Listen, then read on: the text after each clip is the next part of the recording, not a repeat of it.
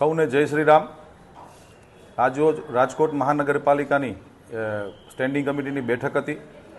કુલ 42 દરખાસ્તો હતી।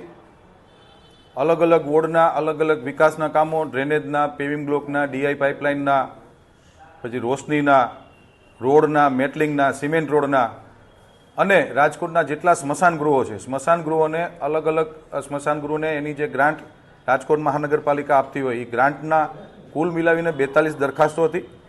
56,61,20,575 રૂપિયા એટલે કે 56,61,00,000 રૂપિયા જેવી માતબર રકમના આજે રાજકોટ મહાનગરપાલિકાએ રાજકોટના જનતા માટેના વિકાસ કામોની આજે બહાલી આપી છે।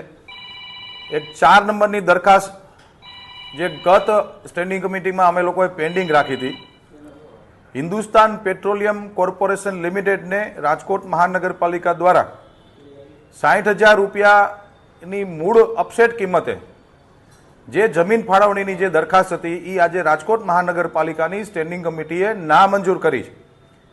નામંજૂર કરવાના કારણો, આની એક કમિટી છે, એ 2001ની અંદર આ કમિટી બેઠી હતી અને ત્યારે એ કમિટીએ નક્કી કર્યું હતું કે આ પ્લોટ હિન્દુસ્તાન પેટ્રોલિયમ કોર્પોરેશન લિમિટેડને આ પ્લોટ આપવો, પરંતુ 2021માં એ કમિટી બેઠી હતી અને 2023માં 2024ના જાન્યુઆરી મહિનાની અંદર સ્ટેન્ડિંગ કમિટીમાં દરખાસ્ત આવે છે તો 3 વર્ષ સુધી આ કંપનીને પ્લોટ કેમ નહોતો ફાળવવામાં આવ્યો?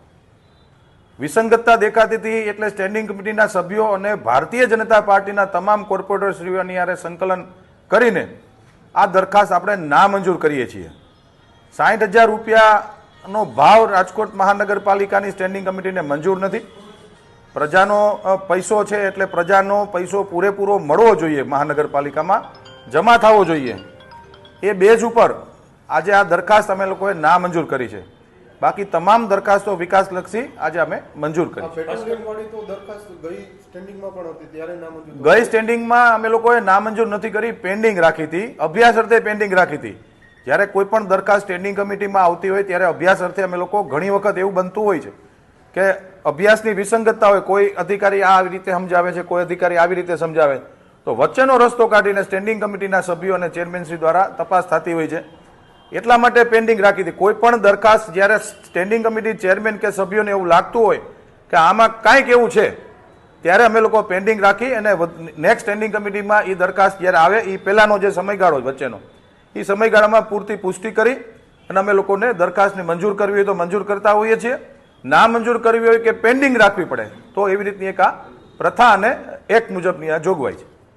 બિલકુલ કરકસર નથી થઈ। રાજકોટ મહાનગરપાલિકામાં જેટલા રાજકોટ શહેરના સ્મશાન ગૃહો છે એ તમામ સ્મશાન ગૃહોને રાજકોટ શહેર મહાનગરપાલિકા દ્વારા ગ્રાન્ટ વર્ષોથી આપવામાં આવે છે। જે ગ્રાન્ટ એ લોકોએ માગી હતી એની સામે અગ્નિ સંસ્કાર, જે મૃતદેહનો જે રેશિયો છે એ રેશિયાને ધ્યાનમાં રાખીને અમે લોકોએ બધા સ્મશાન ગૃહોને ગ્રાન્ટ આપી છે। સવાલ હવે એટલા પૂરતો છે કે જે સ્મશાન ગૃહની અંદર મહિનામાં 5 અગ્નિદાહ દેવાતા હોય તો એ જો એમ કે અમને 30,000 ના 60,000 કરી દો તો એ વાયબલ નહોતું થતું। માટે અમુક સ્મશાન ગૃહોને અમે લોકોએ ઓછી ગ્રાન્ટ આપી, કારણ કે એમનો રેશિયો એવો છે, ત્યાંનો રેશિયો મૃતદેહોનો અગ્નિ સંસ્કાર નથી થતા, માટે અમે ઓછી આપી। બાકી જે મુખ્ય સ્મશાનો છે જ્યાં ફ્લો વધારે છે એને કીધું એટલી જ અમે ગ્રાન્ટ આપી છે।